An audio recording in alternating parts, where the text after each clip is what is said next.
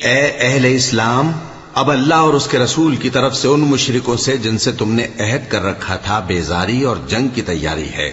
سو مشرکو تم زمین میں 4 مہینے چل پھر لو اور جان رکھو کہ تم اللہ کو عاجز نہ کر سکو گے، اور یہ بھی کہ اللہ کافروں کو رسوا کرنے والا ہے۔ اور حج اکبر کے دن اللہ اور اس کے رسول کی طرف سے لوگوں کو آگاہ کیا جاتا ہے کہ اللہ مشرکوں سے بیزار ہے اور اس کا رسول بھی۔ اب اگر تم توبہ کر لو تو تمہارے حق میں بہتر ہے، اور اگر نہ مانو تو جان رکھو کہ تم اللہ کو ہرا نہیں سکو گے۔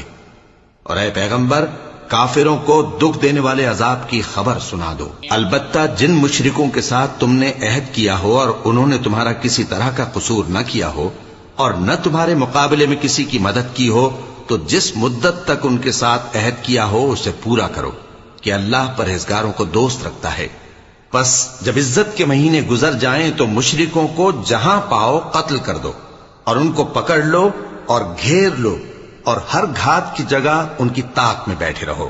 پھر اگر وہ توبہ کر لیں اور نماز قائم کرنے اور زکوٰۃ دینے لگیں تو ان کا رستہ چھوڑ دو، بے شک اللہ بخشنے والا ہے، مہربان ہے۔